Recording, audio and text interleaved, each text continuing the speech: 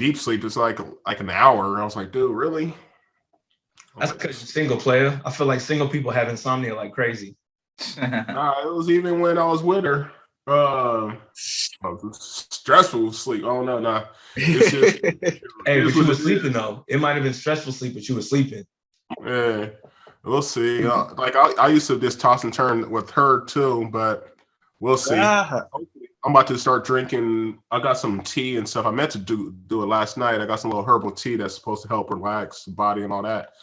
And I meant to do that last night, but I had a glass of whiskey instead. Sound like CBD or something. Nah, not no CBD, nothing like that. Just some tea from a little tea garden or whatever. So what's new with y'all? You ready for the holidays? Or are you stressed? Oh, never that. We're super ready. We ready for Santa to drop off at the crib over here. You know what I mean? Right. But no, it's been a pretty decent holiday season. I mean, obviously busy. You know how that go. The time just goes by faster and faster each year. I swear. Like I know it's a cliche, but it's like that's on God. Every single year, shit gets faster and faster. Like I'm worried about work, and then also we're worried about the kids doing school, and then you got like concerts kids, and then you blink and it's last week before Christmas, and you'd only copped maybe half of what you're supposed to cop.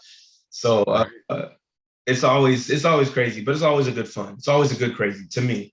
So yeah, no, we're here for it. We're here. I feel you. Yeah, it is always like that. It's quick in the mud.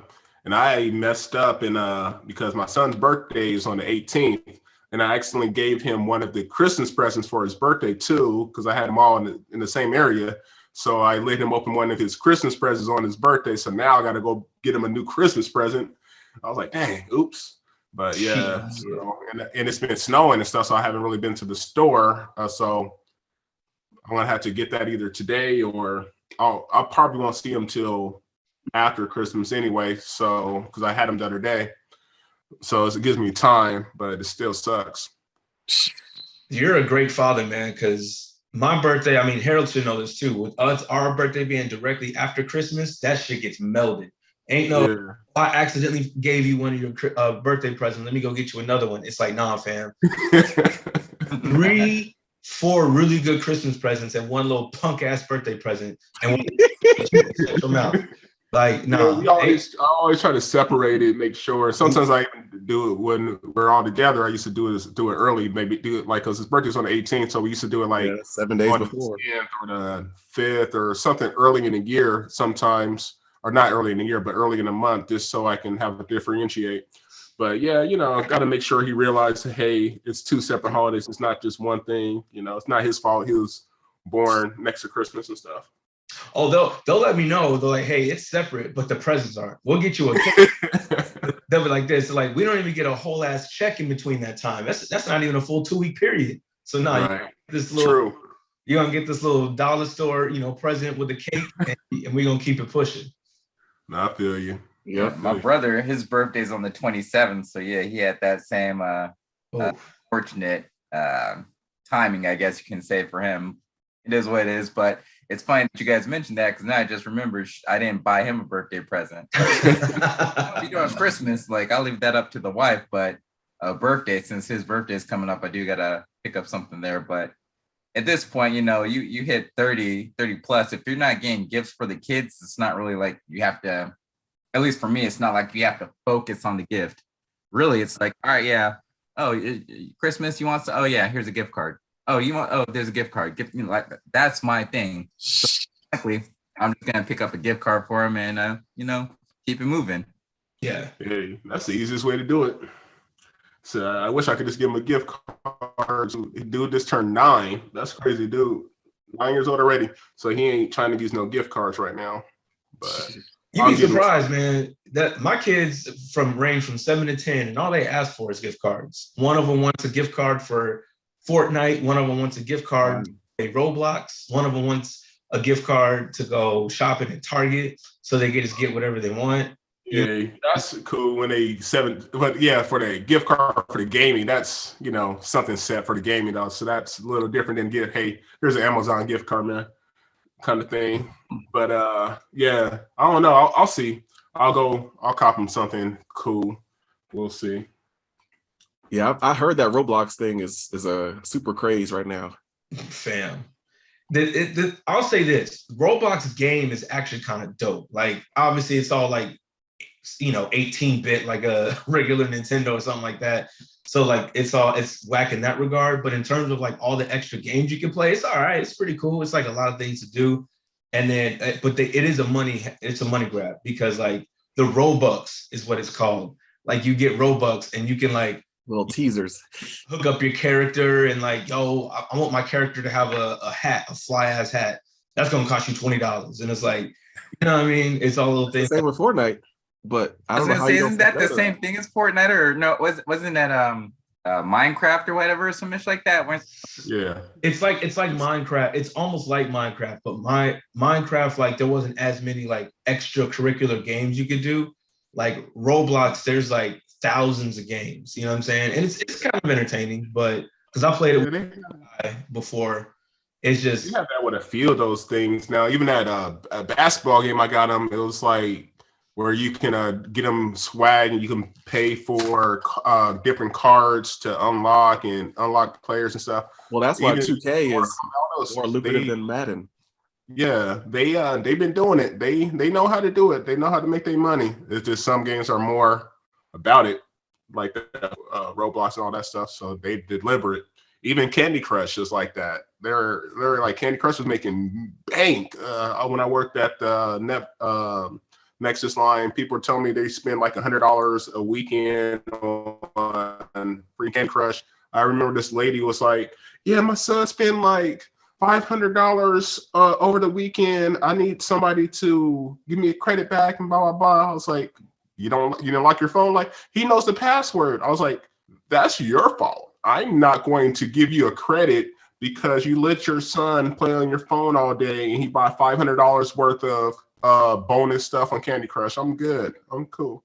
That's bad parenting. All you need to do is change the password. It's that quick and that easy. Like, I mean, or like you said, just pay attention to your kid. I mean, but now she gave him the password to do the stuff. She just doesn't keep an eye on them. I'm like, you have a password that locks where you had to submit a payment. Yeah, but I gave him the password. I was like, what do you want me to do about that? Even in that, like, even if he had the password, did he have the credit card? Oh no, you had the credit card saved on your phone, and that exactly. That's just what it is. Things that you probably shouldn't do if you're gonna, allow that access. Automatic transaction. Exactly. Like most people have their credit card just locked on their phone to make it easier and convenient. Like, nah, I'm cool. I don't do all that. I got mine memorized in my head. So like I can just do whatever. I don't need to save it, and I'm always paranoid, thinking like, all right, yeah, like the minute I save my issues, the minute I'm gonna like lose my phone, and I don't have a password on my phone, so you just swipe up and like you can get into my phone, do whatever, Right. So it's what it is, but that's on the phone that Chanel knows about. What about the other phone? 2 phones. Not like honestly, like when I had 2 phones, I think neither one I had like passwords on or anything of that nature, and it wasn't like I used them for any reason. I ended up giving the second phone that I had because I have like a billion phone lines with the whole family plan, all that ish. But I gave that second phone to my mom, like for her little jam business, because but yeah, I mean, like I never really had reason to have a password. I mean, like if I'm or if I'm like having like flirty texts with one of my friends and stuff like that, and my wife or my girl or something like takes offense to it, it's like, well, you can't say I hid it from you. You knew what it is. Like, you want to see my phone? See my phone. Like girls on Instagram and whatnot, and I throw likes on their pictures and stuff like that. That don't mean I'm fucking them. That don't mean I got a chance to fuck them.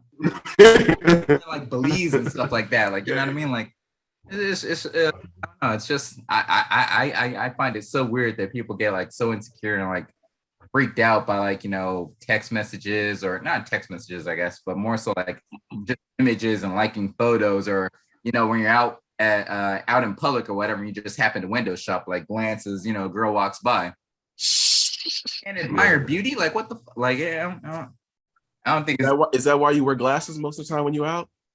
No, and that's the thing. I don't even wear shades because if I did wear shades, I probably wouldn't get caught as much. If you want, I get caught, but like it's whatever.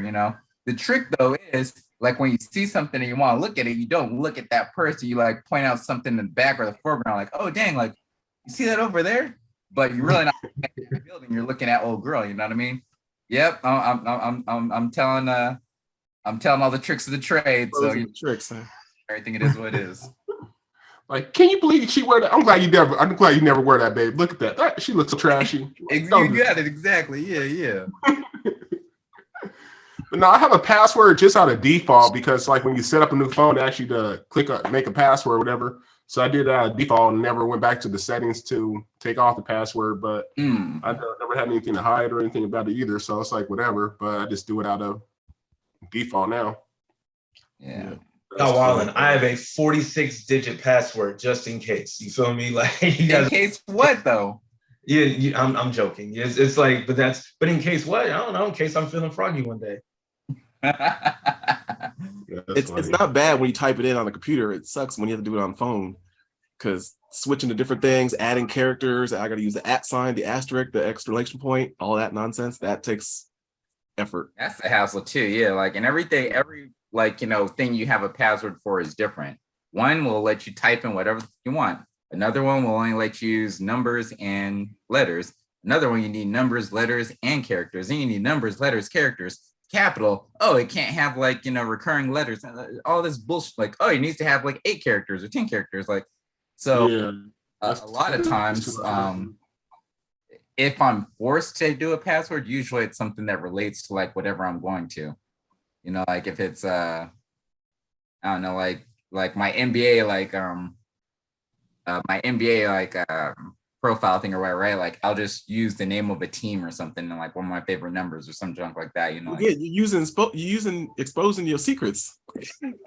I'm not telling you what it is, like, and even then, like it's like, oh dang, what's Brian's favorite teams? Like Clippers, Lakers. Okay, what's his favorite number? Like, like I'm not telling everybody all that detail, but if someone wanted to hack me, and that's the other issue too, like with the password, it's like you got all these people that are like super whiz hacks and like, know everything there is about computers and can jack anything they want to jack and take over.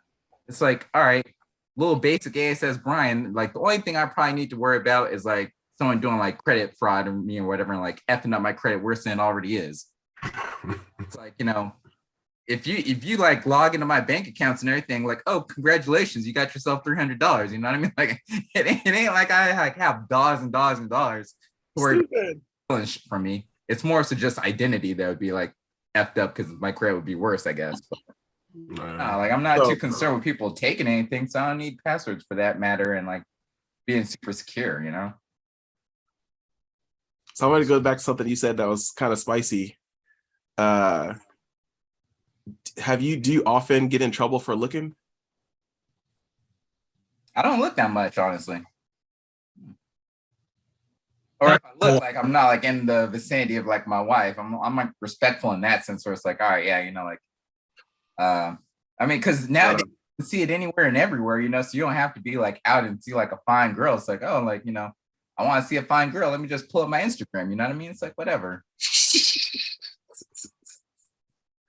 Yeah, but it's like if you go to the beach, you shouldn't be like having to stare down at the sand.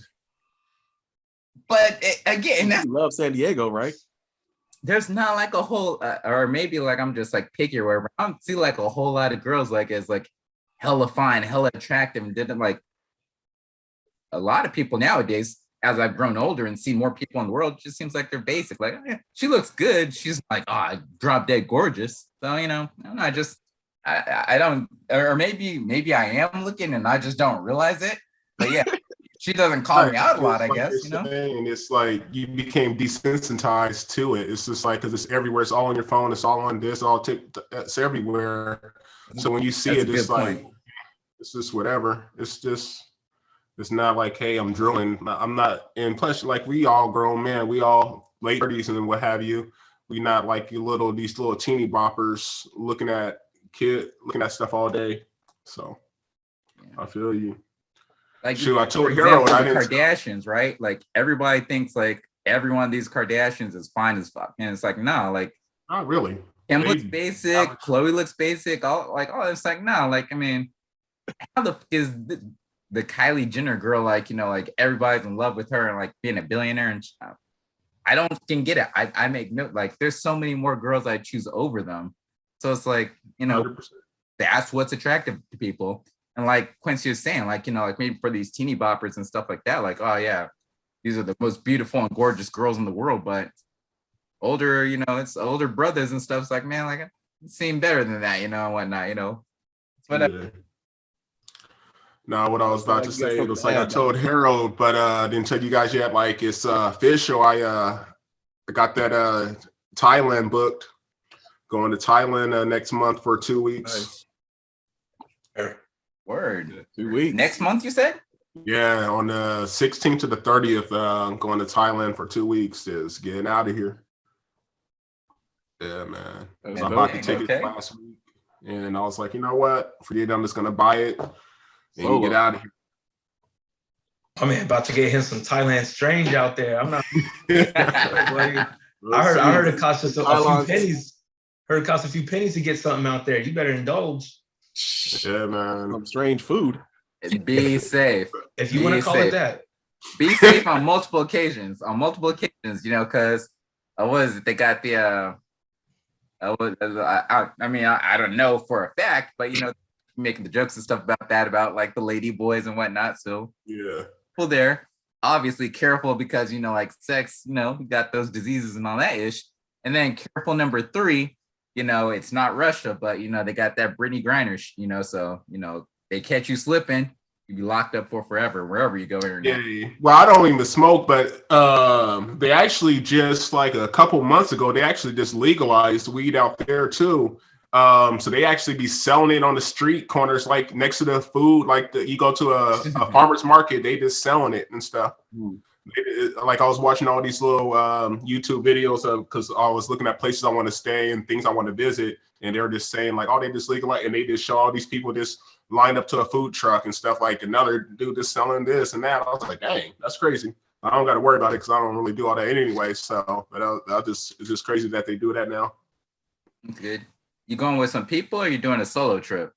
Was going solo. That was the plan, but one of my friends just told me they may come, and then I was talking to one of my other friends. You remember Harold? You remember what's her name? Sandra and Bobby.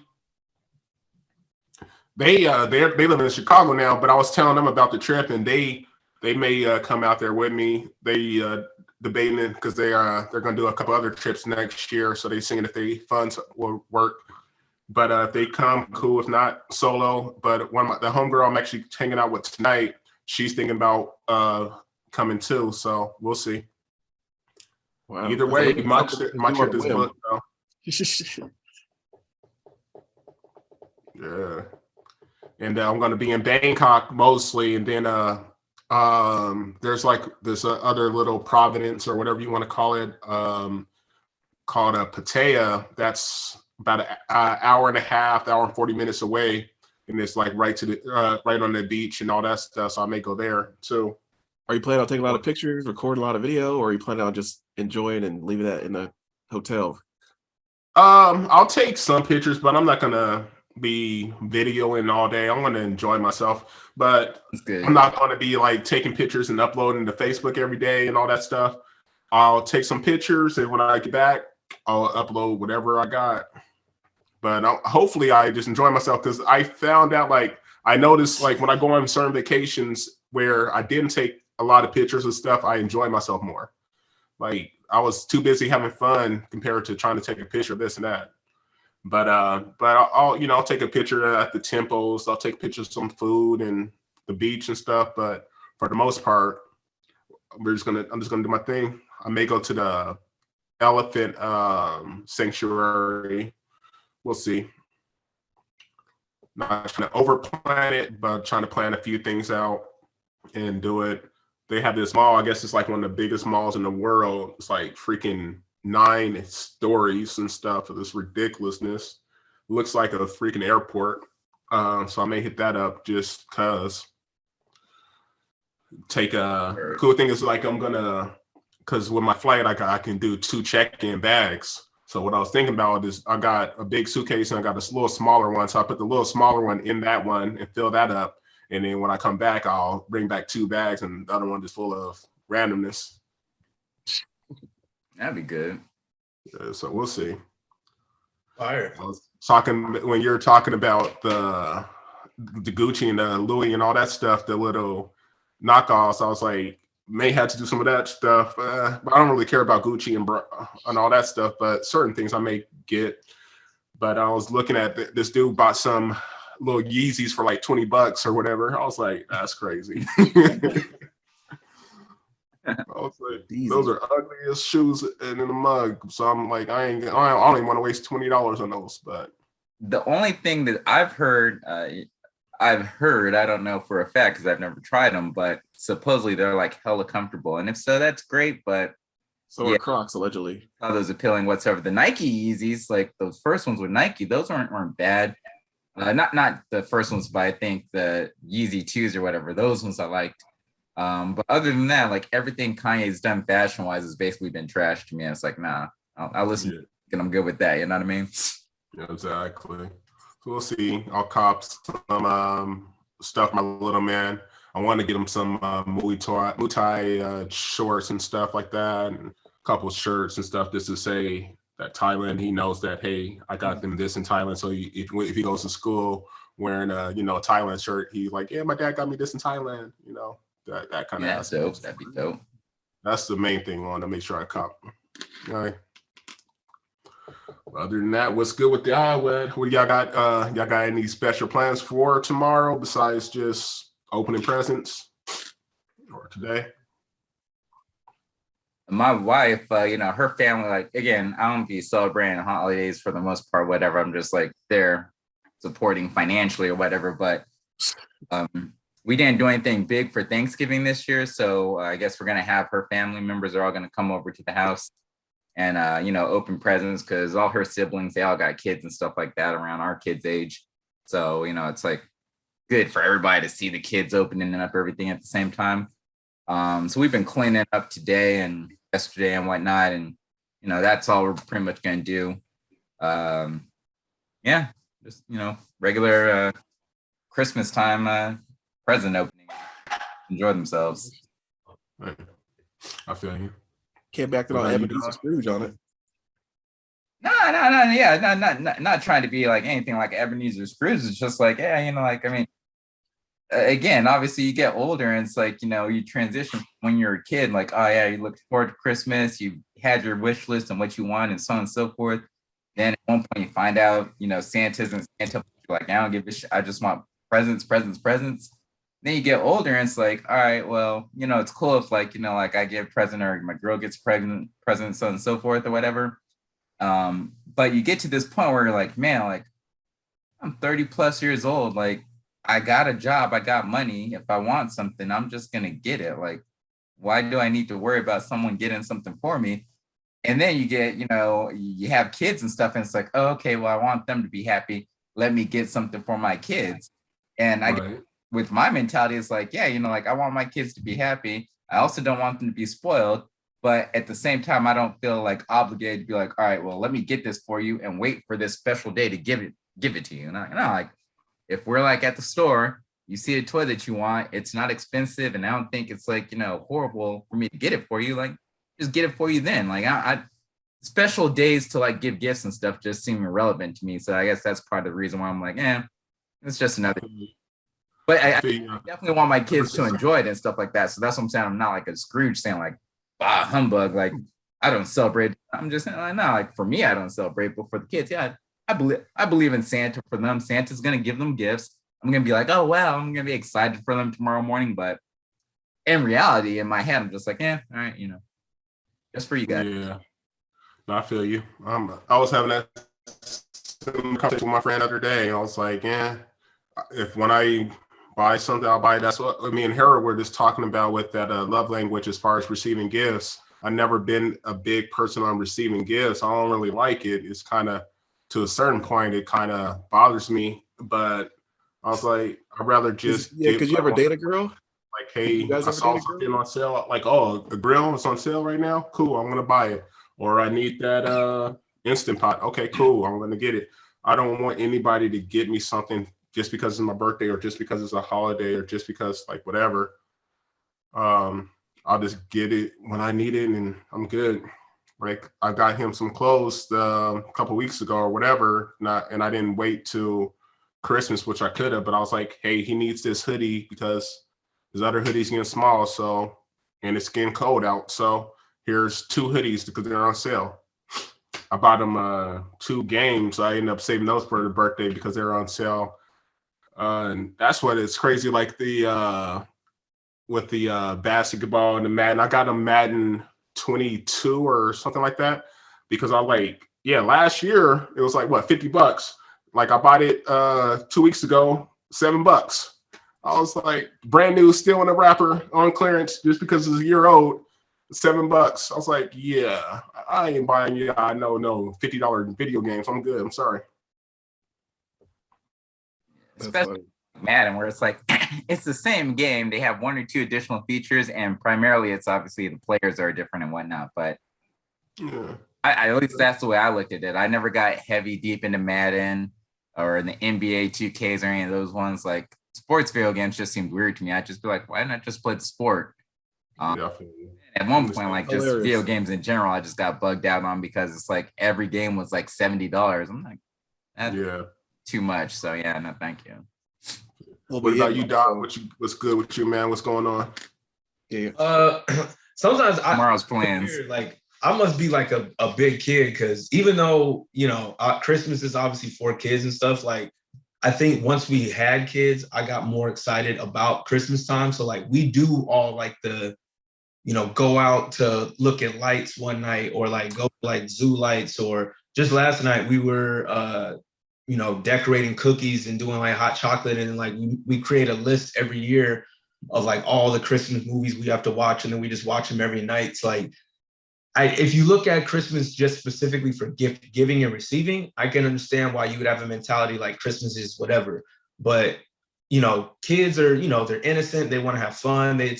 It's the whole ideal of like lights and chocolate and cookies and this and that. So like we encumber all of that. So to me, that's fun because Christmas isn't just one day where it's like open presents and that's it for the day. It's literally an entire month where you're doing something. You know what I mean? We Yeah. listen to nothing but Christmas music every day, and wear like Christmas sweaters, and I got my Kobe Grinches out, so I was wearing those. You feel me? And it's like I didn't know you own Kobe's. It's the Grinch. I gotta do that. You despised all of them. You're like, they're all ugly. I don't know why you would wear them. We can get to that conversation later. That was remember that quotable. No, you're right. The younger, you know why? Because the younger me was, even though I love Kobe as a player, I hated him as a player because he was the reason why the Denver Nuggets didn't get to the next level. I couldn't stand him in the West because especially the year that it was Carmelo, it was the year that we were supposed to get it.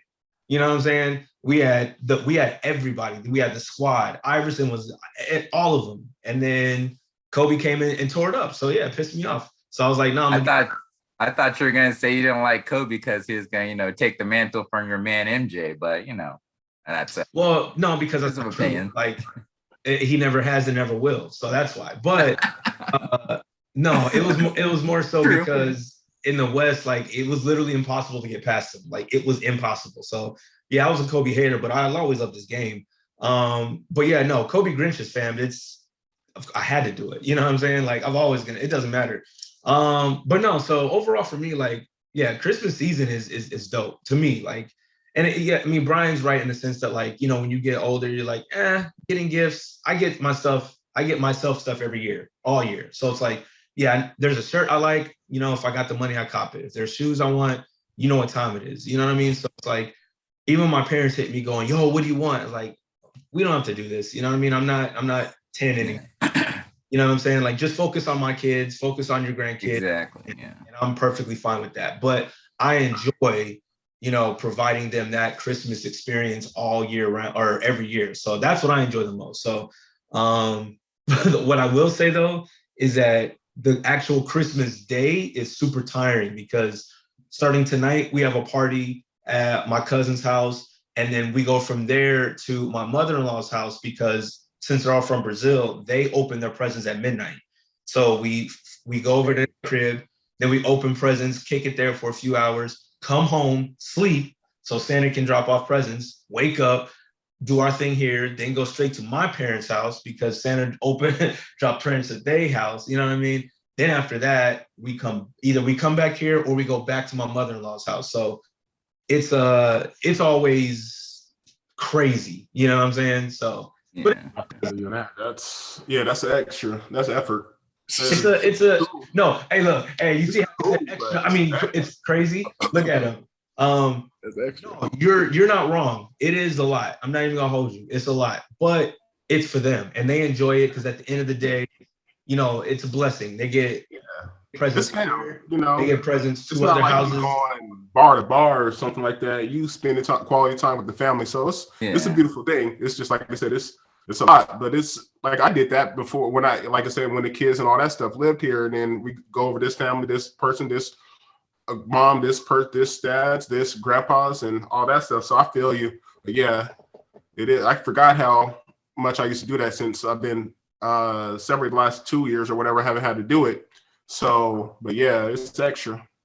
I think it's also more common than you would think. Everybody has all these split up families where exactly dad's house for this, mom's house for that, this grandparents, that grandparents, and then this, and so you got to deal with all this new family. Cousins are in different places, like people you can associate with and people you can't associate with. We don't talk to them no more, and all this other stuff. Like that's commonplace for why sometimes people are stressed during these times too. It's never, can we just invite everybody over our house and just have one thing, or do we have to like play this jump around game? And well, they don't. So that becomes stressful. We have to do that too.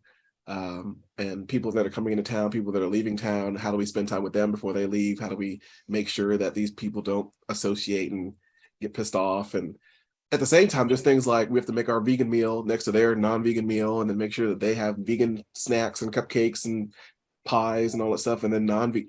It's just like a whole ordeal every single time. So it's just how much you want to see that as joy. Like we get to make our own gingerbread cookies, like Don said, we get to decorate them the way we want and have our little moment with the kids.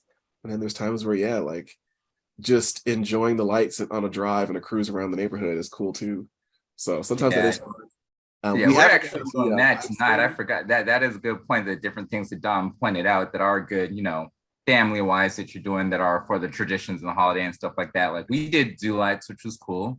We're gonna do like driving around to see like the lights in whatever fancy neighborhoods or actual active neighborhoods they have. And then the part that I'm more so like not looking forward to would be like Don said, the latter part where it's like, hey, you're meeting with this family, so on and so forth. So it actually does work favorably that this time everybody's coming to our house versus us having to take trips. Fire. Yeah. So did you get up on the roof and decorate the house? No.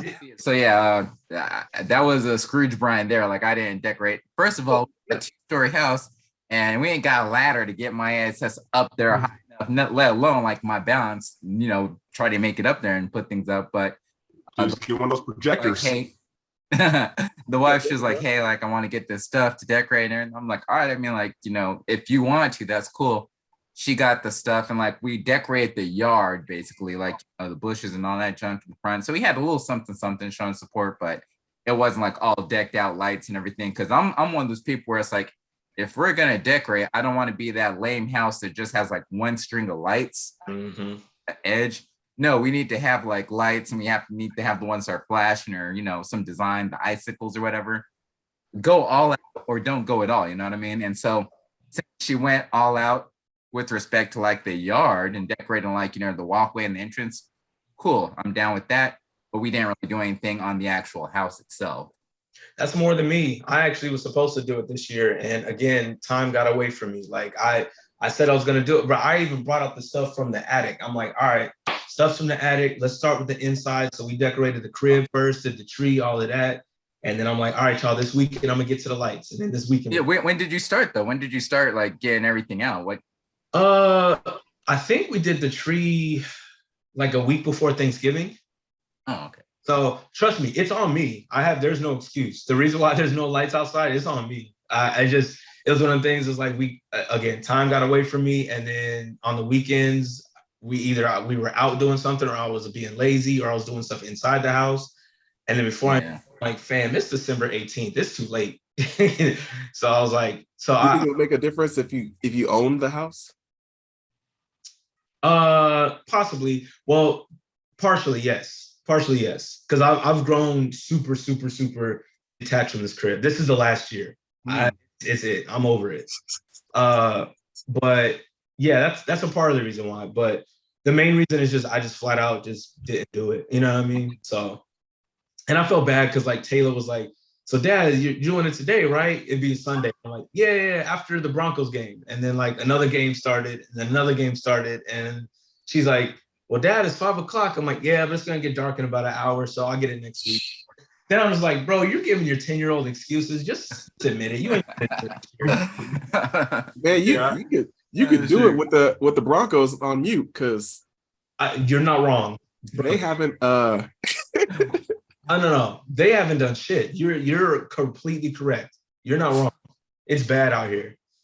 My Minnesota's looking okay, but okay, don't do that. Man, they're looking top. Stop it. Just okay. That they are a joke in my personal opinion. Again, they're one of those teams that you get hyped up because they look good on paper, or not paper, but like in their little action scenes, and they just pulled off a couple of wins and stuff like that. But I don't see them going nowhere. But I'm a hater, so whatever. I get it. Usually I'm right there with you, but Justin Jefferson is looking the greatest I've ever seen anyone look. So even though I don't think they're gonna go all the way, Jetta handling his Randy Moss. He's watching Randy Moss. I saw that highlight, that comeback, that 33 deficit, and they came back and I was like, really? They just wanted to win. I was like, that's crazy. I watched that game, and the funny thing is, I don't really bet like that anymore, like sports betting, but I was looking at the odds, like when they were super down, fam, odds was like minus 600. Like if someone bet on that game, like brother, if you'd have put like $1 on that game, you'd have came up. You feel me? That was insane. So what do you guys do for Kwanzaa? I go to church. I go to church, the whole December they be having I know they do like the church, the Advent candles and everything, and then at least one of the services they'll have like a Kwanzaa service, and they teach you about it and so on and so forth. And then I was like, oh, okay, cool. So it's like kind of like the Black Hanukkah to an extent, but it's like, all right, I do that, but that's about it. It makes a lot of sense, and it's like I don't understand why people don't look at it more, but I think it's just because it's the supremacy of the holiday of capitalism, whatever takes over. But I mean, all the different tenets of it around collective unity and around being there for one each other and all the other types of things. It's like, okay, yeah, these things that we should have as part of our community to boost it up as like a reminder as the new year's about to start.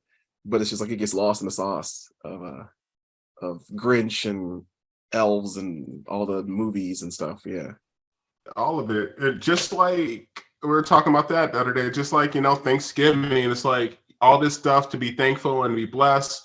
What happens less than 24 hours later? Everybody's running to the Best Buy, Walmart to buy this and fighting over TVs and this and that. Like, you're just talking about being thankful at dinner like 5 hours ago, but now you a horrible human being. Like, yeah. Well, Black Friday used to be the time to get like early Christmas done, like for cheap. But now that's like the selfish holiday of like, no, this is what I've been waiting for to get since September. It finally ain't nobody camping out for like 2 days in front of a Best Buy to get like a TV as a gift for someone else. You know what I mean? Like, ridiculous. Oh no, I did it right this year with Black Friday. I went on Target.com on Black Friday, and they had hella toys 50% off. So I did 90% of my shopping in the comfort of my crib for cheap. I got all, because again, 3 kids, so you can only imagine how I go. But all the stuff that they wanted was 60% off. So it was nothing to just add everything in the cart, cop it. It got delivered within 4 days. I've never felt so proud of myself. That's good. That's real good. Either. I was like, yo, that's how you do it, fam.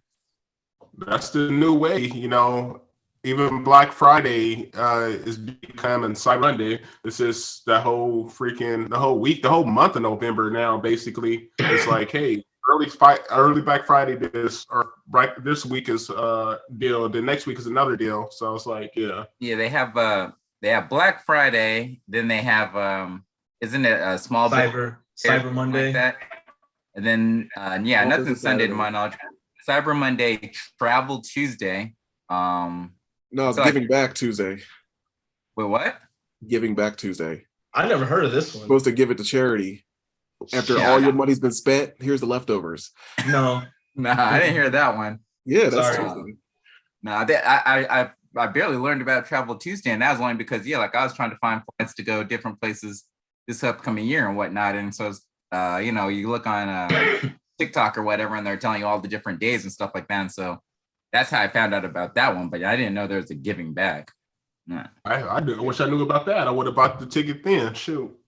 What I saw really wasn't great. They just had is destination location things, which Thailand may have been on there, but it's more so oh, here, go to Paris and you can save this much money. Go to Tokyo, you can save this much money. So it's international stuff, but it's main hubs. So yes, Thailand could have been on there. It is what it is. I'm good. Spend a whole check on that trip, but it's all good. It's gonna be worth it, So. But yeah, and then but they don't do it out here. Boxing Day. Harold knows about that Boxing Day. Yeah. Yep, day after Christmas sale. Everything that they could get I'm your surprised candy they don't do canes. it out here. I'm surprised. It'll be another massive little day that everybody wants to do. All right, Harold, end of the year, man. Give it to me. What's your favorite album? You just cut right to it, huh? I mean, you said this is at 10 o'clock. You got 30 minutes. I feel like that's 45 minutes easily worth of music. Talk. First of all, I always track it throughout the year. But nothing has toppled Lupe for me. I gotta say that's my number one. Close second, the Saba album, and then number 3. I don't know, it mixes up between I love Nas King Disease, I love Kendrick at times, and then that Joey Badass still surprises me too. That 2000 album. So there's a lot of contenders. Any albums outside of hip hop that you're putting up there? I mean, honestly, Nevermind is my number 8, number 9. So that Drake album, the dance album, was actually dope. The sad thing is, so both Miles and Savannah love that album. I mean, it's a vibe for kids. I'm not mad at it. And I downloaded, of course, the clean version, so yeah, I don't get to hear certain parts, right?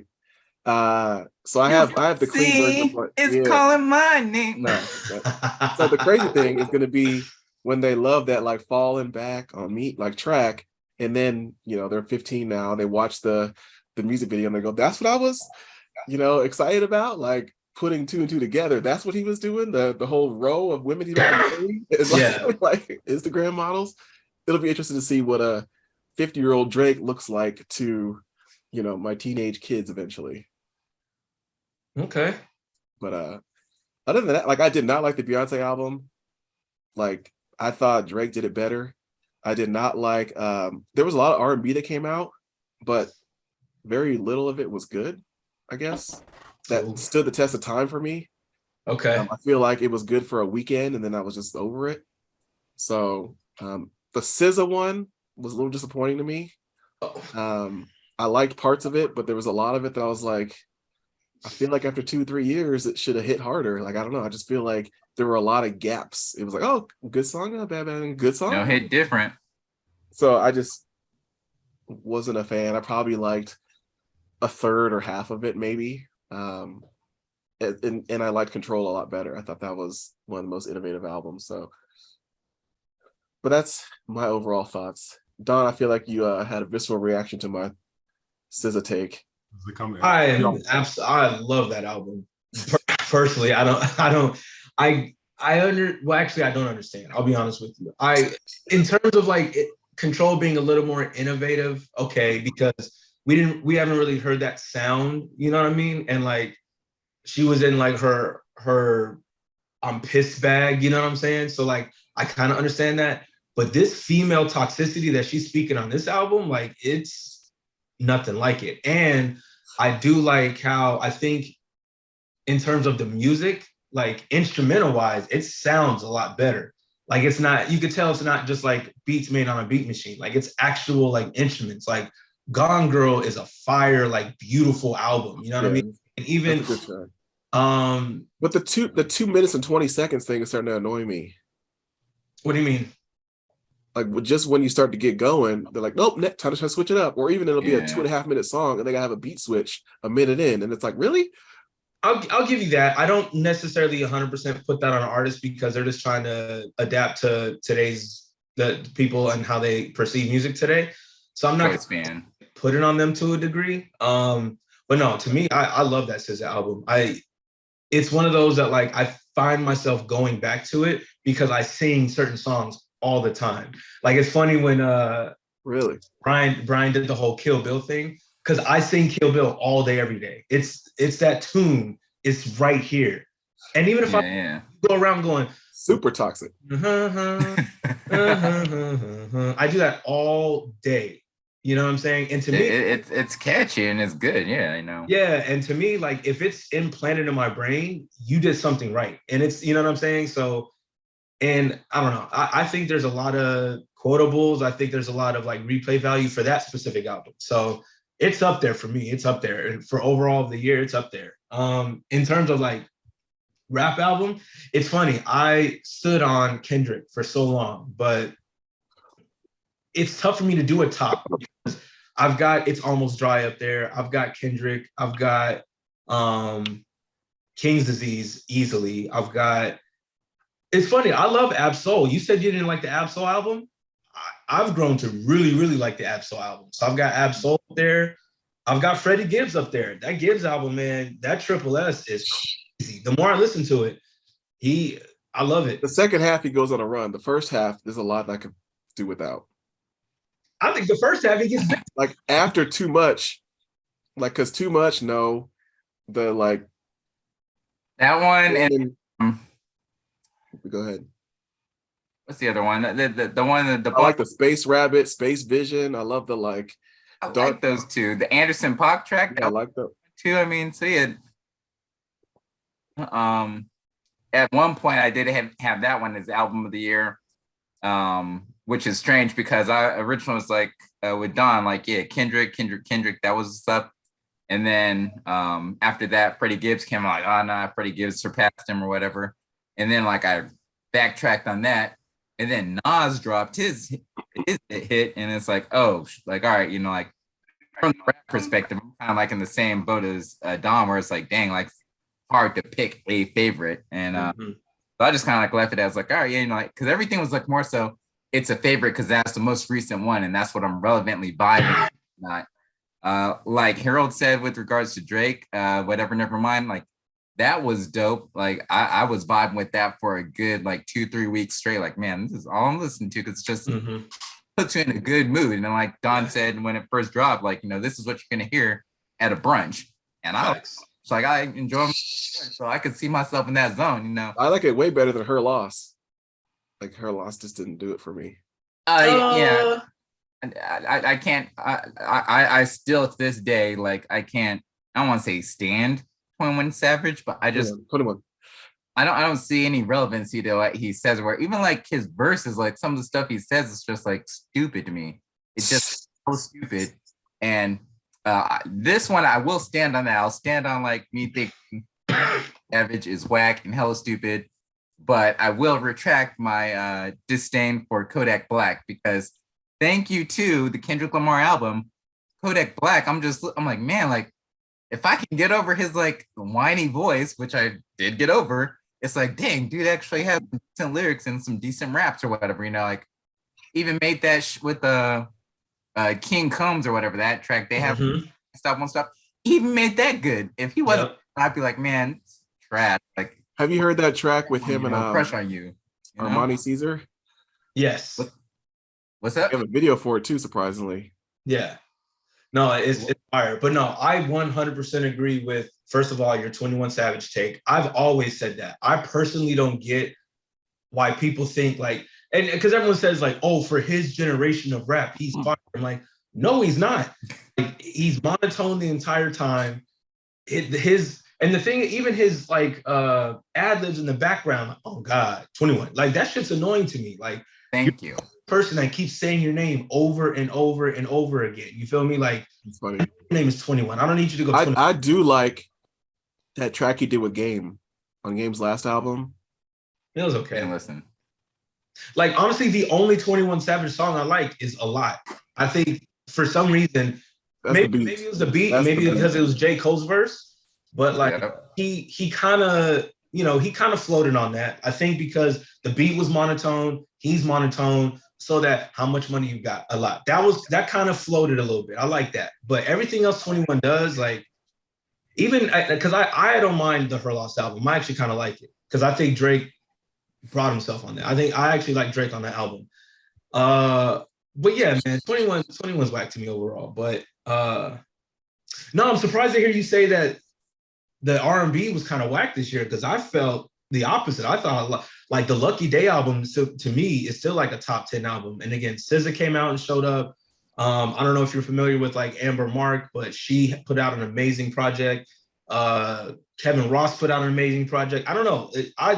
There was a lot of R&B that I listened to that I was super, super happy with. So I think some of it would be better live, like in hearing it like in a tiny desk format would be dope. But like even I don't know if you guys saw Jid's. I love Jid's album. Because Jid's album was dope. It's like in my top 10. But I mean the JID Tiny Desk, like that was very R&B like, and it was dope. Just the way he had live instrumentation, the saxophone and the trumpets, but also I like forgot Jid's album. Yeah, Forever Story. Oh, do I put that? Well, okay. As much as I love that album, I don't put that over the top 5 that I mentioned. But there were some good. I mean, Denzel, his album was dope this year. Yeah, Denzel Curry. Yeah, the like Melted Eyes something. That album was dope. Yeah, that's why it's tough for me to do a number 1, because I mean, if you tell me it's Kendrick, I agree. If you tell me it's Nas, I agree. If you tell I thought Brian was gonna say Joey. Well, and that's the thing. Like I said, things were is more so what was hot at the moment. I'm like, oh, I'm loving it. So like surpassed so on and so forth. So yes, at one point, Joey Badass was like, up there, and I was like, every track was just good to me or whatever. But after a while, it faded off, and then all of a sudden, here comes Freddie Gibbs or whatever else. So if I had a gun to my head, or if I had to make that decision, I would probably stick with I was gonna say Nas, but I think I'd actually go Kendrick, and only just because he was the one that came out first, like one of the best album for the longest time. You know what I mean? Yeah. He can sustain that like competition for him as long as he has, then I'd have to go with it. I think it's also like if he won you over, then that's the biggest changeover. And so so if you went from not liking it to it growing on you, it's really hard to then have somebody else take the mantle. I think though some albums are, when you change your mind, some of them are good for that season. So like a summertime album is no longer summer. Do you still feel in the mood to hear that summertime album? Maybe that's why you don't put Drake at number 1, but maybe more like number 7, because I'm out of that realm. If you have a Nas, or if you have more grimy beats where Jadakiss or a Fabulous might float on, that's great. But in the springtime, maybe you don't feel like hearing that. And so, like if I had to run my ranking during the time in which his album wasn't current, it just doesn't work. So I think that's why some people have cooled on the, Kendrick albums, because maybe I'm not ready for a traumatic introspective like therapy session. See, if I'm gonna go based on that point, then it narrows it down to like 3, because the great point with Drake, I can't listen to that because I'm not trying to move my hips during December. You know what I'm saying? So I'm not for that. But I feel like I can go to Kendrick any time of the year. That Nas album, I still go to it at least once a week. If it's the entire album, I go for like 3 or 4 tracks specifically. You know what I mean? It's Almost Dry. While I think that's one of the top albums, I haven't touched it in a couple of months. You know what I mean? But Nas, I keep going back to. Freddie Gibbs, I keep going back to. The Freddie Gibbs is funny because it keeps getting a little better for me each time. You know what I mean? Interesting. because I was almost with you at the beginning, going like, ah. And you know what it was? I think to me, the reason why I was off of Freddie at the beginning is because he was doing some corny shit online. And when you're doing corny shit online, I can't get with you. Like, you know what I'm saying? Like, when you're on the internet, on Twitter and on IG, like baiting people after they whooped your ass at the barbecue, like, you're corny to me. You know what I'm saying? So then you put out an album and I'm like, I don't want to hear this shit. You're corny. So I think that's the one reason why that kind of grew on me a little more. And the more I listen to it, the more I'm like, okay, Freddie. It's not Alfredo Freddie, but it's pretty good. Real quick, what's your opinion on Larry June? So Larry June to me is similar to a 21 Savage. Like Really? Well, in the sense that he's monotone. He tries to harmonize, right? Even if he's a little bit low. Like it's the only thing I like about him more is like his beat selection. Like I like that California like riding type of, if you're a smoke too. Yeah, Cardo on the beat. Like I like that vibe. But his rap style, I can't do. Like to me, he's like a wannabe poor man, like Currency. You know what I'm saying? Like Currency could do that. Currency could stay monotone and ride a beat, and it's phenomenal. I love Spit It, you know. Agreed. But like a Larry June like tries that, and it just doesn't work for me. His album was in my top 10. That was my Larry June's? Larry June's Spaceship on a Blade. It's a good, it's a good background music album. Like if I'm on the freeway and I need something to ride to, the beats are always great. So like I could ride to it. It's a good knock. It's a good headbanger. But man, it gets tough like listening to him. You know what I mean? For me, like everything else, production, cool. But if I just want to hone in on what he's saying, put you to sleep. Quincy, what's your tops? What have you been listening to this year? And don't say Black Star. Because that shit was trash. Before, it's definitely not. Let me stop you right there, because I know you're about to start saying Talib, and that album was whack. So don't do it. Now go ahead. It wasn't whack, but it's not in my top. Oh no, don't lie to yourself. That was a whack album. It just wasn't what you wanted it to be. That's what I'm saying. Good, you mean? That was a whack album. I'm sorry. But I'll say the top 3 or maybe 4, like the Lupe. I got Lupe up there, the Nas, even Kendrick. Even like I said, even though one of our conversations, like I told you, I always liked Kendrick, but I just thought like he just had too much hype behind him, I guess, when he first came out. But I always liked his style. I just never really messed with him a lot. But this album was dope. I think her album came out this year, right? No, that was last year. That was last year. Oh, it's like early. Late last year, I think, yeah. Yeah, I think it was late last year, but the album was dope. The Alicia Keys came out this year. That was clean. But that those are album? Yeah. That was last year. That was last year too? She dropped I something. thought it was early this year. It was called Keys. That was last year. Oh dang. See, I'm like I said, this year's been going by fast. It doesn't feel like it's been last year. That's crazy. Was it late last year? Or was it like? Yeah. No, she dropped Keys 2 this year. I knew she dropped something. Oh, well, I mean, that was the one. So remember, like when she did like a bunch of. It was like a double album. Some of them were slow, and then some were remixed. But I think that came out last year. I don't know. I'm looking right now on Tidal. It did come out this year. The only reason why I remember because she did that Nori interview this year, and that was on the release of her album. And I listened to it, and I remember I only liked like 3 tracks because the first track she does with Pusha T, it's called Plentiful. I like that album or that song, and the rest of them were just kind of mid to me. But no, that was this year. Yeah, I think I like Skydive. I remember watching that Nori joint that of the Drink Champs. She had that big old chain on, or the chain with the piano, and then actually one of those tracks, I forgot what track it is now, but I got that track as a ringtone and stuff. So yeah, I like her. But Alicia's is my favorite female artist in general, period. So that's a bias. But hey, let me ask you a quick question. Yeah, because I love Alicia. Everyone knows, like, that's even my girl. She knows, like, that's my hall pass. Like, Alicia pulls up, I'm Exactly. Same here. 100%. But I will say to her music, she lost like that edge, that we loved about her, that New York, that East Coast, like that edge. Am I off on that? Do you feel that way? Because I would say over the last two albums, yeah, I would say that, yeah. I don't know if it's just like I said, and you got to remember, shoot, it's been damn near 20 years in the game because she came out when I was in high school. She came out when I was like 17, 18. That's when that Songs of a Minor came out. So 20 years later, it's kind of hard to stay with that grind and stuff. But still, lyrically, vocally, this personality, she's dope.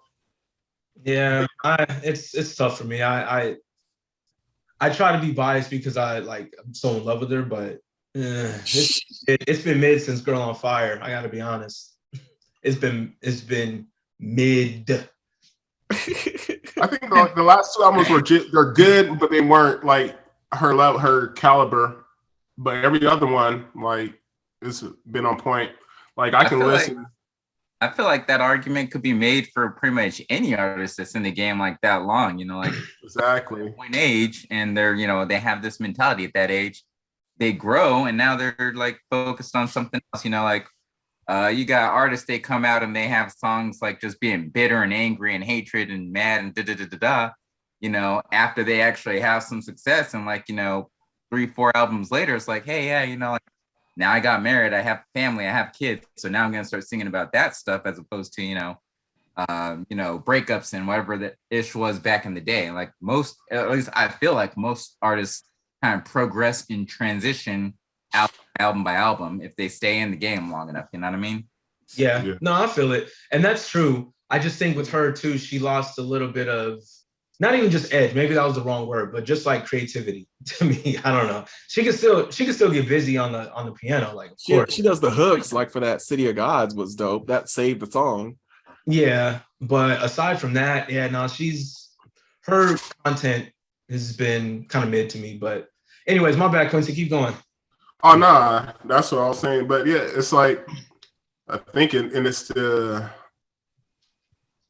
the climate of her era of music has changed also, because now, like you're saying with the SZA talking about this generation of women, the toxicity, and you don't really have that.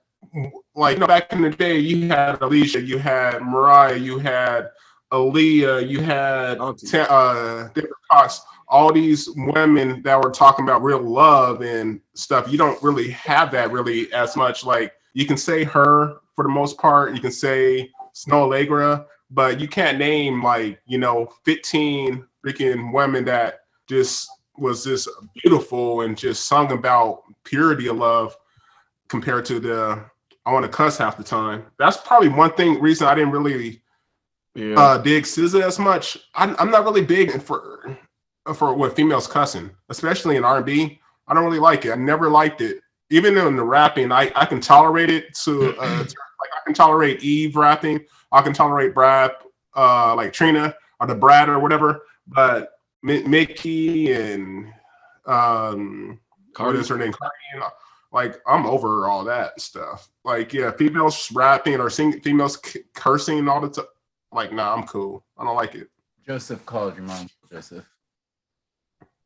Like, I agree with you there, Quincy. And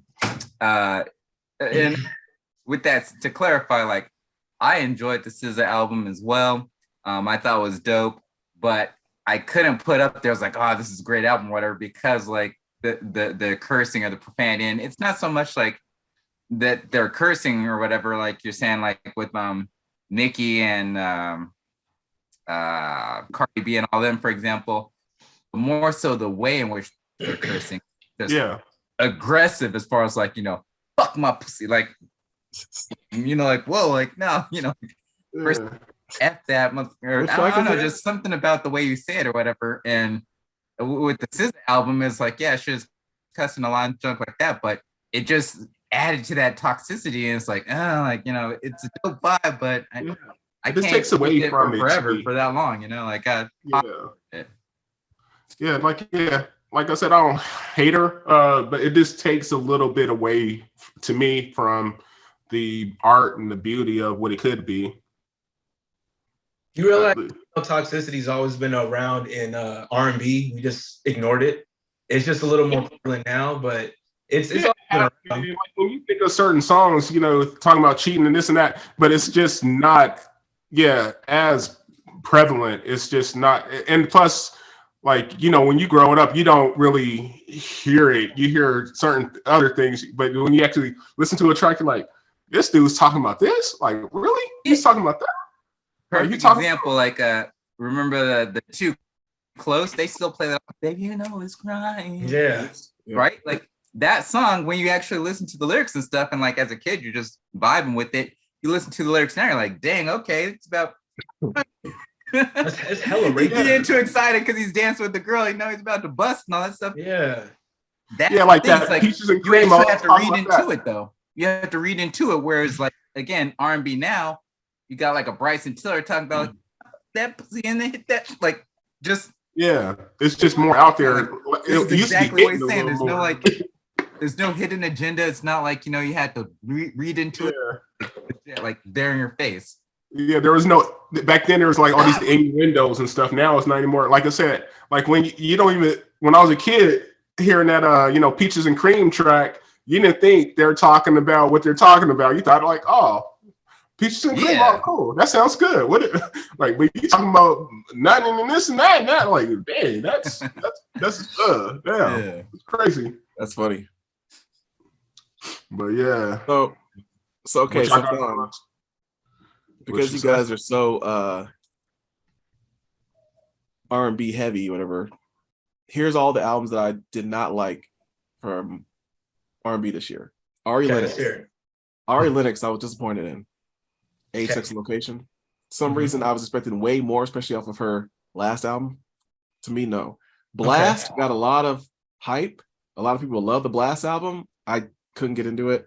It wasn't that great. It wasn't that great. Brent Faiyaz, super disappointed in. I don't get the hype around it. I'll be honest. People were saying that was like up there, and I listened to it twice all the way through, and I didn't get it. So I'm right there with you. Brent Faiyaz. Did you say again? Brent Faiyaz. Okay. Ryan looked confused. I hadn't heard the name. That's what I'm trying to like. Division. I was not a fan of Division's album this year. Like, nope, I love the muse and her feel. I love the last one. This one, couldn't get into it. Okay. I tried. LMA had a couple hits, where I was like, okay, I can go back to this, but overall, the project, no.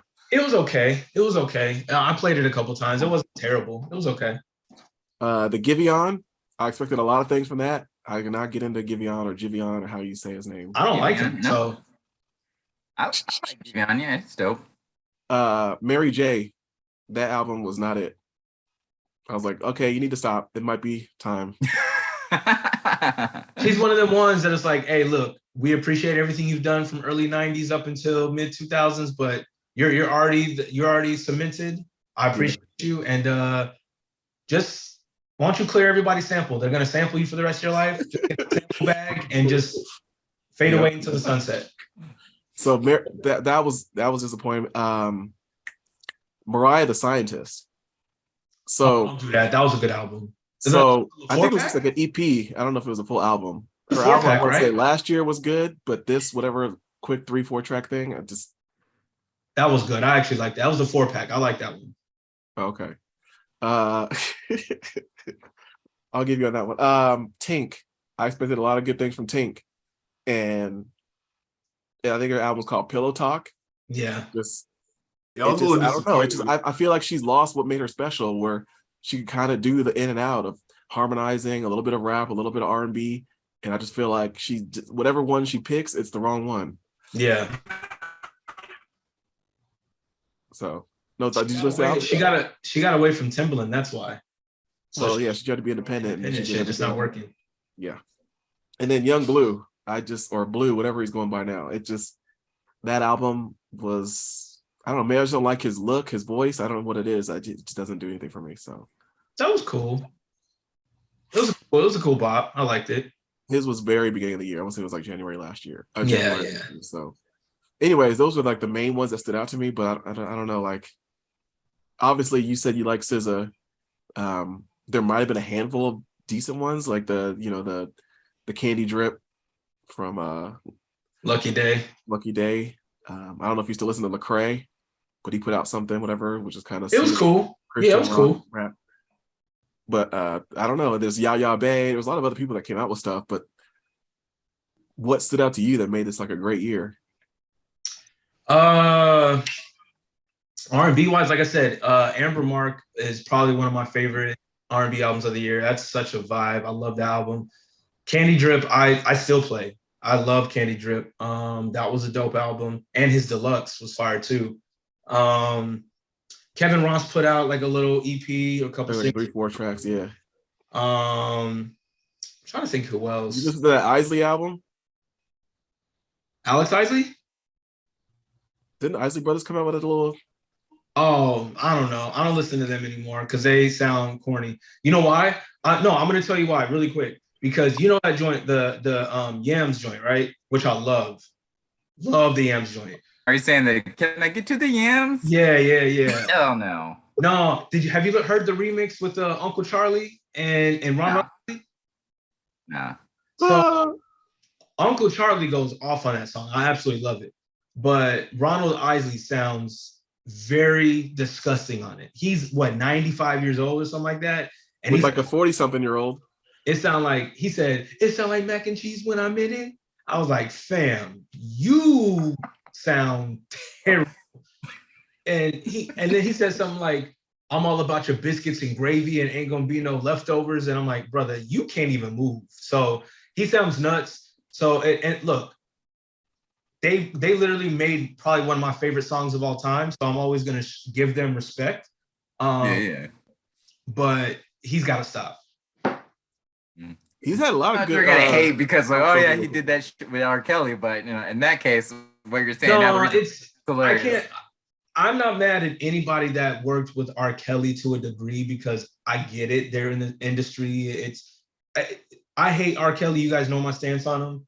Did he have an amazing pen? Yes. So like him writing stuff for Ronald Isley, and it was a fun at it. Okay. But no, Ronald Isley sounds nice now. Do yourself a favor, listen to the remix and listen to the end, and it's creepy. It's creepy as hell. I will say he's had some great crossovers with hip hop. So between him on that Loyalty to the Game, the Tupac album, Posthumous, whatever that came out, that one, he had he's had a couple tracks with Trick Daddy. He's got some ones with Snoop. Like, I feel like he's had some good tracks where he's a good feature. He adds to I want to say he was on UGK, one of their albums, UGK for Life, I want to say, which is good, but I do like it's hilarious and I have to listen to it, but I have to side with Don, where it's like, as old as the motherfucker is, if those are the lyrics he's singing, that's kind of, you know, that's off, that's weirdo, like, you know, it's kind of, no, it's bad. And when you hear it, you'll be like, brother, you weren't talking in the vibe, and then you weren't talking about mac and cheese, and you weren't talking about biscuits and gravy, and it's because Cardi said that it sounds. That's called innuendo, Don. You like the innuendo, not the stuff that. But that was the innuendo that he had at his time. So him trying to like be hip with his lingo, that's what he's saying is like not right. Plus, Harold, you guys said you don't like them saying that. I like when the girls get it off. I like when they start saying, like, I love when SZA gets in her bag saying, "Now stick it in." I'm cool with that. I like the Jasmine Sullivan because she started out that way. Started out what way? Just get to it. She said these are the expectations. It's the same thing with like Maya versus Ashanti. True. It's like you knew Shanti was more hood, you knew Maya was a little more reserved. And so if Maya all of a sudden was like, "Motherfucker, I want you to get behind me," you're like, whoa, where'd that come from? All of a sudden now you changed. Well, that's why I like a SZA or a Summer Walker, because like they, you know, off the rip, you know what Summer's about. You know what I'm saying? Like, and I'm here for it. Tiana Taylor. What's up? Tiana Taylor. And that's what, like, Summer started off more reserved too at first. Our first album was a little cleaner than her second and what have you. With Usher. Have you heard Summer's first album? She was not clean. she was cleaner than she was now. That's what I'm saying. Like, so especially on a few of her tracks, I liked her. Like her voice. She got a dope voice. Well, you know why? Because this whole recent album is her breakup album with London, so she had to get her shit off. So yeah, I haven't heard her new stuff. I'll have to peep it out. The last album I heard, I forgot the name. It was when she was just wearing a little beanie, and I don't. That's one thing I don't like either. Like, you looking like the hood, like, cause like you look like a little hood rat chick. Because like I said, especially you got a daughter. Especially like when they get older, that's this Instagram aspect, their expectations looking at these girls. Like our generation, like they idolize, like, Jill Scott, freaking Alicia, Indy Iree. That was what we looked at. That was the beauty and stuff, not these girls that want to dress half naked and like I said, I don't like it. The only reason why I'm going to disagree there is because we've always had both sides. All right. So while you're always like, yes, we had Alicia, we had this and that. We also had Little Kim in '96. But I'm talking about just R&B. I'm not talking about rap. I'm talking about R&B. And there's a few females out there. We had R&B too, though. We had, if you want to go back to early '90s, we had Adina Howard talking about "Want to Be a Freak Like Me." SWV, which is one of the greatest voices of all time. No, I'm talking about as far as physical. Not like I said, the lyrics. Have you remember what SWV looked like? They were hoochied out. They had the long nails and the halter tops, and they're talking about, you're gonna go downtown on me, and talking about, I'm gonna take your man, and don't worry, he ain't gotta know, and stuff like that. But it wasn't as bad. No, yes, it was. Nah. So we had that. Would you call Erica clean or dirty? Erykah Badu? Erica was eccentric, so that's different. Like she was super eccentric. I will take your soul. Yeah, exactly. Hey, and all of us was like this. Please take it, because I'll give it to you. Then she made that perfume. My point to that is like, because I understand what you're saying to a degree, but like, to me, summer's just being summer, so I don't knock that. Or even, you know what I'm saying? And to a degree, Cardi's just being Cardi. Now, people like Nicki, that's a front, because we kind of saw her come up into that, but like a summer, the hood rat look, quote unquote, that's just summer being summer. I don't call that a hood rat because it's where she's from, it's what she's comfortable with. I'm perfectly okay with that. You know what I'm saying? And like, yes, my daughter looking like that, of course not. But if my daughter turns 18 and 19 and she wants to put on a halter top and a head wrap, if she's respecting herself, it is what it is. But I'm not gonna sit there and say like, now Instagram like models and all that whole shit, cool, yeah. But if we're talking about R&B, I don't mind SZA wearing what she wears because she's being SZA. I don't mind, Summer, or I don't know. But SZA also did the BBL changeover. She had some insecurities where she's like, no, now I'm going to let people know. She did. I was hurt, and now I'm a new me, and whatever, you could deal with it. And I'm not mad at that, because that's what she did for herself. But I don't know. I just say, for it to be like it just happened, to me, that's false. We've always had that in R&B. You had your one side where it was like, a Patti LaBelle, and I'm like, we're cute and we're poised and all of that. Fam, even Mariah Carey, you brought her up. Mariah Carey used to shake her ass everywhere. Like, yeah, she did. I didn't say it wasn't there. I'm just saying it's more relevant. I didn't say it wasn't there because there's like, Beyonce and this and that. Like, there's always been there. I'm just saying it feels like every artist, for the most part, is like that now. Like I said, it's cool. It is what it is. That's them. I'm just saying I don't have to like it. It is what it is. Like you said, you like it. You're okay with it. You're okay with SZA being SZA. I like, she's cool being her, but that's not my cup of tea. That's just, so I won't. Yeah, no, if you don't like it, I'm cool with that. The one thing I always, and it's not just you, it's just when I always hear like, oh, females got to do this for sex. I'm like, fam, it's always been that way. So for people to just say it just started happening, that's a facade. We've had it since even the like songstress R&B singers would wear like, next to nothing in their videos. Tamia did it. That's why I was in love with Tamia. We named Maya. We can keep going on and on and on. Aside from Alicia, who barely did it, Anne Marie, if you want to go early 2000s, Anne Marie chick was wearing halter tops. Fam, like Aaliyah was getting into that bag. Before she lost her life, she was that top was getting shorter and shorter and shorter.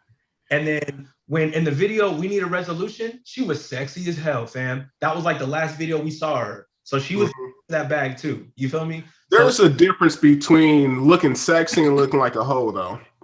No, there's not. What are you talking? How? Yeah, man. Like CJ, So tell me for the most I part. look at it by oculars.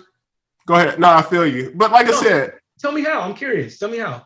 There's a difference between looking presentable and looking sexy as far as like wearing a swimsuit and wearing a thong. Like you could wear like with like Aaliyah, like on the Rock the Boat track, or in the Resolution, she looks sexy. She's not wearing like a freaking bikini and a thong where she's showing her ass. And even like that, I'd add on to that, not only just like, the difference in the outfit, but even if you had the same outfit, let's say, Aaliyah and Lil Kim, I'm not sure everyone want to say, is wearing the same outfit. Aaliyah and Cardi B, right? The way that you're doing your moves and your gestures, you can have like a sexy little move or whatever. Okay. Or you can just like that's hoish versus sexy, like now that's not sexy. That's just twerking. That's hoish. That I'm okay with. Now, if we're talking like attitude and movement, fine. There's a difference. But if you're talking look, Quincy's example is not a good example. Like, because she was wearing a thong, that's hoish. Nah, fam. She's comfortable in her sexuality. She's comfortable in her body. You feel me? Like, and again, I'm not caping for women or nothing like that. I'm just saying that, like, I don't. There's no difference between sexy and hoeing when it comes to like what you wear. Now, how you wear and how you move, completely agree. You're right. Cardi B and them, that's hoe activity. 1000%. When the way that's what I would say. I mean, by that is the whole aspect of it, not just wearing it, but the whole vibe with it, the whole atmosphere, the whole lyrics, the whole dressing, the whole dancing. It's the everything, not just that. But like I said, that's why we have these conversations, because we don't agree to disagree, whatever, and we can still be homies, whatever. So like, if your girl comes over tonight, Quincy, and she puts over the Lotto playlist, and she's like, big energy, big, and all this other stuff, you're like, can we change this? Otherwise, I'm not going. Nothing. I'll probably turn it off, like I have before. Like it wouldn't be like some things I don't like. I'm not hating against it, but like I said, it's just not my first choice. I want to put that track on like top 10. I want that one be a go-to track. But like I said, I don't hate on them. It's just like, hey, it's just everybody likes what they like, and I like what I like. No, that's cool if that's not your vibe, but if that's her vibe, you keep that shit on, because she's about to put it on you with that big energy. But if you try to throw some Alicia on, she's gonna be like, yo, what? I don't know. This ain't me. I want, you know what I'm saying? I'm about to make it her. She about to leave. She ain't left yet. No. I noticed in regards to all this R&B talk and everything, it's been very one-sided in the sense of like, everybody having an appeal or attraction to like these female artists in the R&B realm and everything, but weird, and especially for me, because I really don't be doing R&B that much, but I've gotten really deep into of all people, Mr. Toxic himself, Chris Brown. What are your guys that album did come out this with year. Respect to like men in R&B, and then also it's pretty decent. I forgot about that album. That album was easy. It's too long as usual, but there's a lot of tracks on it, but it's still good. Yeah. No, see, I like Chris. I love Chris. First of all, I love Chris music. So I don't know. I'm cool with male toxicity. You know, no, I am, because a lot of things he's spitting though is facts for him. Just like what the women spit, everything he's spitting is facts. You know what I mean? Like, he's an open book. He likes to put it down. Apparently, he's great at it. Apparently, females love him. We know that. You know what I'm saying? So he just speaks what he knows. You know what I'm saying? So I'm here for it. Just like, I want to say this, like, I never liked Chris Brown. No? No, I just want to see your reaction. I was just like, that's curious. I was waiting to see like why. Like, you saw I was quiet. I was like this. Like, oh man, he about to get it. But I like Chris. I haven't really messed with him. I haven't really listened to a lot of the new album. I heard some of it, but I'm not. I want to say I'm a biggest Chris Brown fan as most cats. I like him, but there's a track I just listened to the other day. What's it? I think it was on her track, her and Chris Brown. That was a dope track. But I like him, but I'm just not a huge fan by any means. But he's dope. He's always been clean. Yeah, he has a track, you know, new one with her on there. But he has all of them featured on there. There's a lot of duets. The joint he did with her on his album, this newest album, is the weakest of their. I think they've done 3 songs together. I think I'm talking about the one that she had on her album. Oh, You Should Come Through. I love that song. Come Through is a fire album song, but no, that's dope. Their run together has been good. Aside from this recent track, it was okay. But no, I love Chris. Look, man, I think that's just where we're at these days. Like these days, it's not about like love music to a degree. It's about like the good and bad. It's about, so there is toxicity in it. There's, I love you, but then, you know, we're going through it. I think a lot of the love music, you know, when we were coming up or even before, was only focused on the good, which is fire. You know what I'm saying? We've got beautiful music because of it. But now these dudes and the women are getting to it. They're like, oh no, it's like, in addition to the love, I can't stand your ass. You know what I'm saying? Or like, you know, we were beefing, so I'm going to talk about it. You know what I'm saying? So like, I think because R&B is elevated in that regard, I like that more. But I think what complicates it is we've been talking about real R&B, and then in the category for awards, they'll put in Beyonce, and you're like, her album made R&B, and then they'll put in Lizzo, her album made R&B, and then and then you're like, so they're gonna win, even though they not in the whole even genre. Yeah. Well, so the fact that like what's her name, like Doja Cat won all these awards this year for R&B, and I'm like, fam, what? Over her, over Snow, over Jasmine, over like, are you kidding me? When it comes to award shows and black music, it's all clustered together. That's the situation. But it don't matter if it's the Grammys or if it's the BET Hip Hop Awards or if it's the American Music or the Soul Train Awards. It's all jacked. It's all political. Anyway. It's all black music though, and again, they just go off popular and like, you know, lump it all together.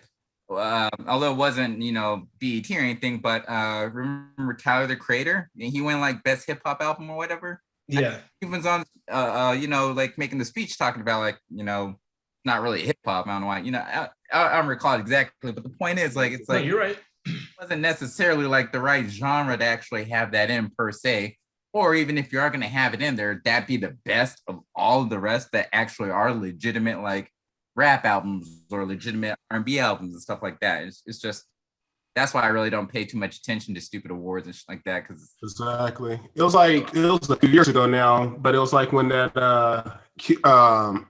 Tribe Called Quest album dropped, they didn't even get nominated, and when they did, the dude won. He was like, "Dude, y'all didn't even put Tribe in this category. That was probably one of the dopest albums of the year, and you didn't even put them in there." Like, you can tell it's just, that's why I don't even watch awards, because it doesn't really mean anything. I'll buy the artist stuff I like. I'll listen to artists I like. I don't care if they want a Grammy, an Emmy, or whatever. If I like their stuff, I like their stuff. Yeah, we officially knew it was bad when the year that Macklemore won over Kendrick for best rap album. Like that was because we always 2012 or 2015 because we were like whatever. But when that thrift shop shit won over Good Kid, Mad City, which is arguably like one of the greatest albums of all time. You know what I mean? Was it Good Kid, Mad City, or was it Pimp a Butterfly? It was Good Kid. Trust me, I remember that year specifically. Year for me where I was like, oh, I'm officially done. And even he went up there. Yeah. He's like, hey, y'all got it wrong. It was Good Kid, Mad City. So you know what I'm saying? Or even a couple years later when Cardi won over Nipsey's victory. Like, yeah, bro, are you telling me Cardi B had a greater album than Nipsey Hussle? Stop it. That's what, you know what I'm saying? So yeah, to what Brian was saying, like, I don't pay attention to that shit. Better lobbyists. What's that? Better lobbyists. Yeah. We don't pay attention to it. Like, I'll tune in to see if like somebody's performing because I like the performances. Kendrick always puts on a good show, you know, Nas, whoever.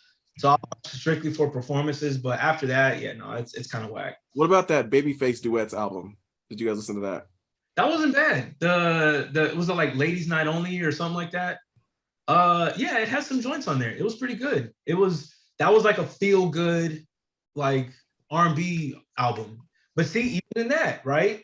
He was getting in his toxic bag in that. Like he wrote a lot of the music for the ladies, but he comes from that generation of like actual love mate. Like I only think of you on 2 occasions as day and night. Like that's that bag, right? But this album, he literally was all women and they were getting in their toxic bag. So it's like, I think even he recognizes the Market change. vulgarity and the progression of music where we're at today.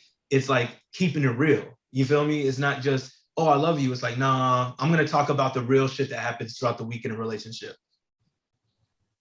Which is good to an extent, to be honest, but sometimes I feel like, for lack of better words, it seems like it could be glorifying it, where it's like, oh, we're toxic and it's effed up and stuff like that, but hey, we're still together. That's not a good thing, and you shouldn't be promoting that. I'm not saying that all the songs are, but sometimes it seems like it could be a slippery slope where, hey, we're just gonna talk about this and it's gonna make it more acceptable for people to be in those type of relationships and stuff. Like, and to a certain point, it's kind of like, to that point, and not saying 100%, but to a certain point, it's like when you're watching a movie, it's like you want to escape from your reality. You want to escape from just the toxicity. You want to watch or hear a song and say, damn, that's what it feels like to be in love.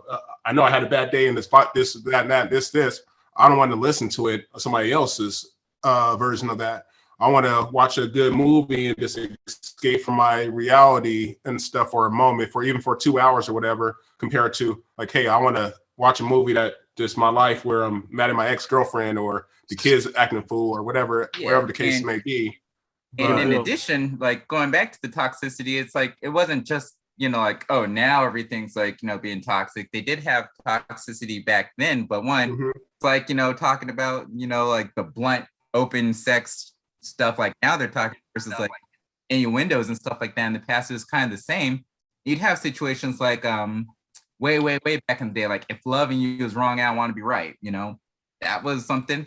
And then you have Usher talking about "You Remind Me Of," or just different things where they'd have a song out of the album that would like talk about like rough things and whatnot, versus a whole album that's dedicated to like effing with my ex and getting back and I mean, so it's like, go ahead. What's Usher's best album of all time? Confessions. No, I'm not gonna say Confessions. I'm not gonna say Confessions. Nah. Yes, you are. That's his solo album. Nah. What's better what's the album that had him in this look all futuristic or whatever, like or whatever? I forget what that one was. But Confessions is his best album of all time. Well, I had like 8 #1 singles. But just because it has singles doesn't mean it's like the greatest album. Like, so no, it's not even about singles. Post Malone has a great album. Post Malone's album's great. But no, his whole fucking album's on the radio right now. You know what I mean? Like, Brian, Confessions was his best album ever, and every single person you ask is gonna say that. It's not even about 8 #1 singles. But the only reason why I brought that up is because it was a joke. Because he just said like no one's back in the day put a full album out about toxicity, and not everyone, maybe 1 or 2 people, but like Quincy was saying, like every other like person has like song or again showing their ASS or using hell profanity or having nothing but toxic language and stuff like that. Like that's every other album. Even if I don't mind it. That was Usher's one album that had that. What other person had like crazy albums like that? You know what I mean? See, I don't mind, like you say, a little bit of vulgarity, but even on that SZA Control album, which again I put really high up there, the worst track on it I think is that one with Kendrick, "The Doves in the Wind." Yeah, where it's literally like using see every other word, and it's like, what are we getting out of this? Like it's so jarring, it just doesn't make sense. So maybe I'm missing something, the meaning, the deeper part, whatever behind it, some spiritual connection to it, but ain't no deeper part to me. Where do you want to go? Could have been revised, changed. I don't know. It was a waste of a feature. Yeah. If it was Lupe, it could be a deeper part. It could be something. Nah, hell no. I'm just saying, like I'm talking about with the metaphors and all that stuff. When he did this, like you got to think about. He said the cat was actually in the hat, and then went. Yeah. Just messing. But you, That's funny. But no, I'm actually kind of surprised that you said Confessions isn't Usher's greatest album. Now you got me wanting to look. I got to look at his catalog and see, and I'm gonna find it. I will. I like that. I like Confessions. Next meeting, if I cannot find an album, or if I can't fully agree with myself that there's an album better than Confessions, I will own up to it and be like, yeah, my bad. I was tripping. I remember he had an album, Side Profile, and I don't know if it's the one that had like oh my god or whatever. OMG. That was that Mountains? I want to say because I know his catalog pretty well. So after Mountains was dope. I think that album was Verses or something like that, wasn't it? The Side Profile. I'm thinking it might be Verses, and that I remember I was listening to that one a lot for some reason at the time. So I probably put that one up there as opposed to Confessions. I wasn't that. That's way too dancey. Confessions, but I like the 1807 too. 8701. Yeah, 8701. I think that's better than Confessions, honestly.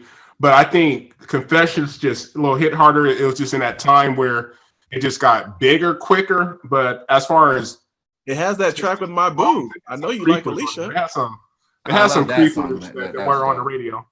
8701 is it's probably his close second best album. Yes, but number one, the album after we were just saying, I think it's Verses or whatever with the Oh My God.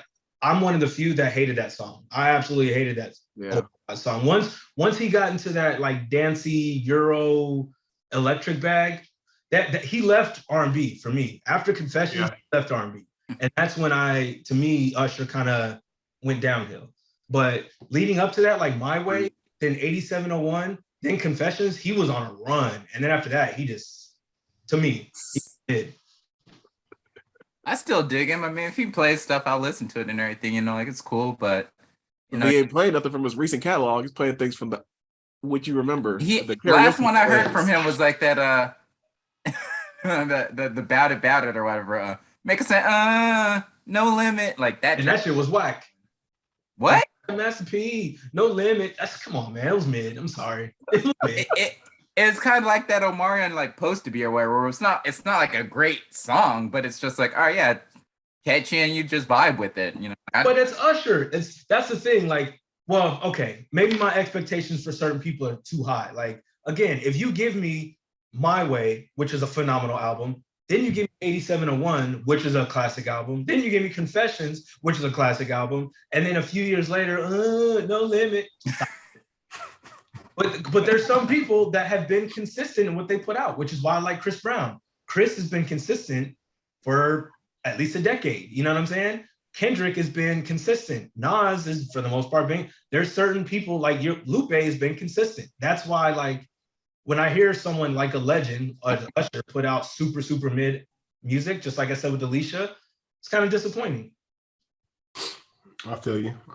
People get past their prime, just like you said with Mary. So yeah, maybe he's not gonna have like a hot album anymore, but So is this a hot take or not? Is John Legend overrated? Super overrated. I like his first album and that's it. And maybe that's because of the Kanye influence. Super overrated. I liked his first couple. I like most of his stuff. Really? I want to say he's overrated. No, I want to say he's overrated because nobody's really talking about him anymore. But when they do talk about him, what do they say? They don't say like, "Oh yeah, he's good." They're like, "Oh no, he's so great." No, they say he's the voice of the 80s. But when he does, it's on top. I think he has that voice. Period. He got that voice. He got that catalog. He's dope. Like I said, I don't know. I want to say he's overrated because nobody really talked about him lately. And when he had a new album, and then when you do talk about his first two albums or whatever. Nah, he's always in the press. He was just like, bro, they just put him on the cover of like what Sexiest Man Alive last year or something like that. That's also who he's married to. Yeah, and he's got like he's an EGOT winner, so like he's actually super relevant. And he like puts out Christmas albums and I don't know. I'm with Harold. I've always thought he's super overrated. His first album, because it was Kanye produced, was really, really good. And then he might have like a verse here and there that's cool. But aside from that, no. I think if he does, he's great on hooks. Like I love him on Magnificent with Ross.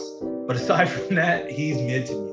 Give me the green light. And to clarify, when we're saying overrated, we're referencing more so as an artist, not so much like the writer and making music and all that stuff, right? Because I mean, yeah, there's a reason he got an EGOT, so I acknowledge that part. But yeah, like for him being an artist in comparison to like other artists, that's where I'm agreeing with y'all being overrated. Yep. No, that's where I'm at.